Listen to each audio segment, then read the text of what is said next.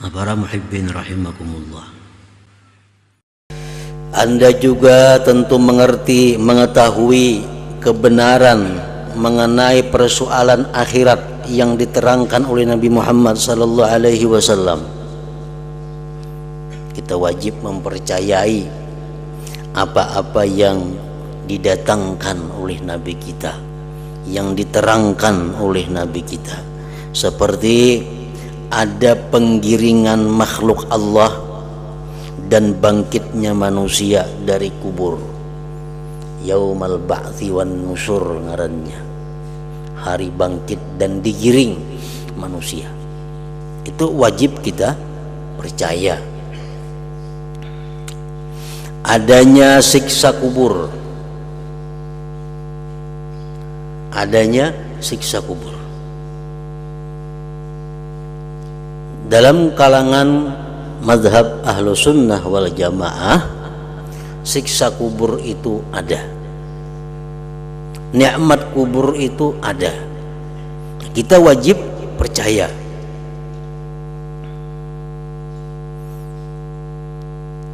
Adanya siksa kubur. Nah, jadi orang mati begitu dimasukkan ke dalam kubur, nah orang ini sudah berpindah alam dari alam nyata dunia kepada alam barzakh. Alam barzakh itu adalah bagian daripada alam malakut.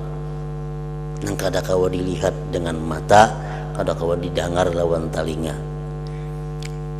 Misalnya orang mati, nah, dipatak, didengarakan, disiksa di kubur ini kadakawa. Kenapa? Karena itu bagian daripada alam malakut. Telinga kada befungsi. Karena panca indera nang 5 ini hanya untuk alam mulki wasyahadah, alam nyata. So, misalnya kita lawan kawan betatai guring. Kalau kawan kita guring, kita guring. Kemudian kita bangun. Kawan kita ini datang guring, kita mimpi dipukuli orang, mimpi disasahi orang gila. Tahulah kita di pinggiran melihat, kita nggak ada tahu. Kenapa? Karena beda alam. Kita di alam nyata, ini di alam mimpi. Kawan kita nang guring kita mimpi makan nang nyaman-nyaman, mimpi macam-macam nang rami-rami. Kita nang dihiga kaulah mengetahui kada kawa. Nah, itu contoh bahwa alam barzakh kepada kita seperti itu. Kayak apapun nikmatnya orang dalam kubur, kadakawa kita lihat dengan mata, kadakawa didengar lawan telinga. Bagaimanapun siksa di kubur, kayak itu juga kita kadakawa mendengar, kadakawa melihat. Tetapi kita wajib percaya karena itu dijelaskan oleh Rasulullah sallallahu alaihi wasallam. Adanya pertanyaan malaikat munkar dan nakir, adanya timbangan amal, adanya jembatan yang melintang di atas neraka jahanam. Semua masalah yang disebutkan ini telah menjadi i'tiqad yang diyakini oleh para orang terdahulu yang saleh serta dipegangi selama hidup mereka. Masalah-masalah ini telah pula disepakati oleh ulama sebelum munculnya berbagai bid'ah dan bermacam-macam nafsu, bermacam kesenangan nafsu. Timbul paham-paham yang menyatakan bahwa siksa kubur itu kadada, nikmat kubur itu kadada. Ada yang mengatakan lagi timbangan itu hanya satu istilah daripada keadilan Allah. Kadada wujud timbangan amal itu, karena amal itu kada kau ditimbang jadinya. Jadi kadada timbangan, yang ada hanya keadilan Allah. Namun timbangan itu hanya sebagai simbol daripada keadilan.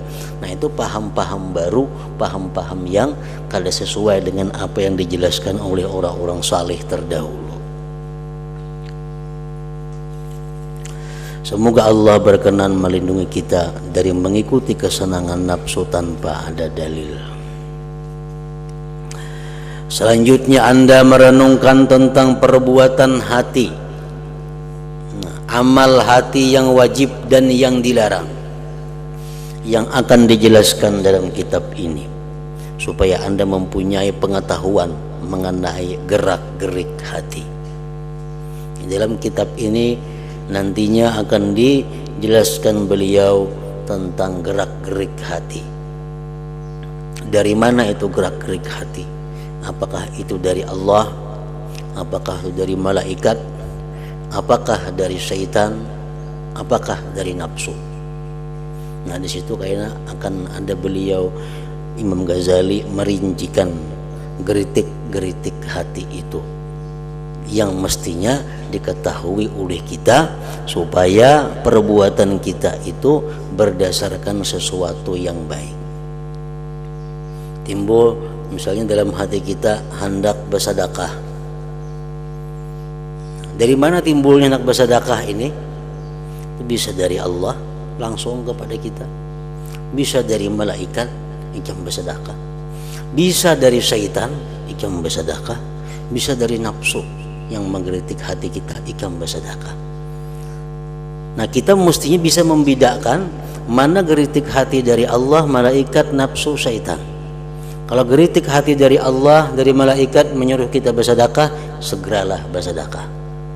Kalau geritik hati kita daripada syaitan, daripada nafsu menyuruh bersedekah, tentu kita kada usah bersedekah. Nah, membedakan geritik hati macam apa itu dari syaitan, sesuatu yang perlu, yang mesti diketahui oleh orang-orang yang hendak beribadah kepada Allah Subhanahu wa taala. Karena bila dari syaitan atau dari nafsu menyuruh kita, apapun bentuk suruhannya pasti ujungnya kada baik.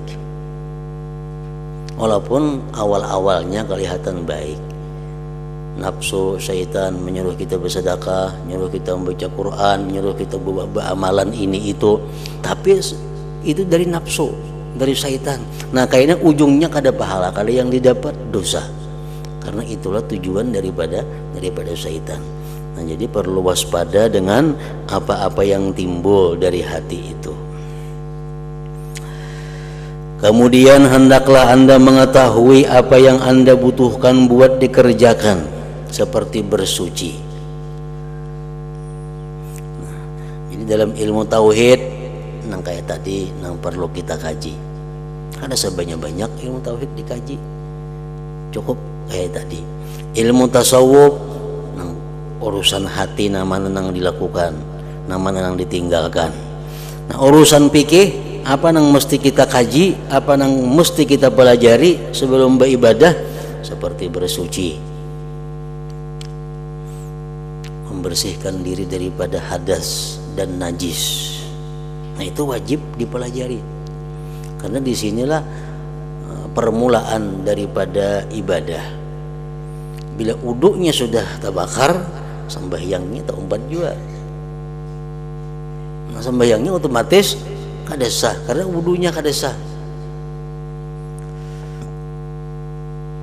Istinja kada biris, otomatis sembahyangnya jadi kada biris.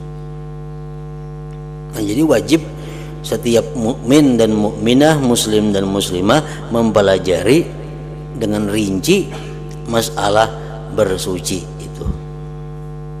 Salat, puasa dan sebagainya.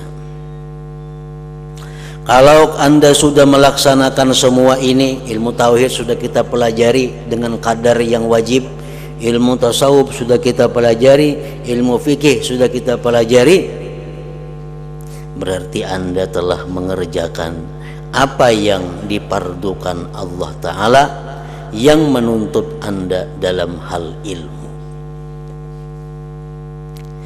Bila sudah begitu, Anda menjadi ulama umat Muhammad yang berakar ilmunya. Lalu jika Anda mengamalkan ilmu Anda dan menyungsung apa yang menjadi keperluan Anda di akhirat, berarti Anda telah menjadi hamba yang alim, lagi beramal karena Allah, dengan waspada, tidak bodoh dan ikut-ikutan belaka. Bukan pula orang yang lalai. Jadi Anda sudah memiliki kemuliaan yang agung. Ilmu Anda besar sekali nilainya dan bakal memperoleh ganjaran yang besar dari Allah. Anda telah menempuh akabah jalan yang sulit ini dan sudah Anda tinggalkan di belakang Anda. Anda telah memenuhi hak ilmu dengan seizin Allah.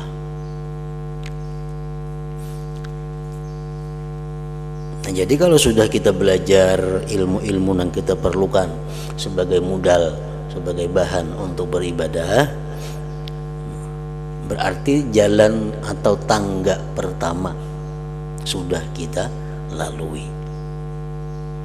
Tangga yang pertama yang mesti dinaiki oleh orang yang hendak mencapai Allah, nah tangga ilmu.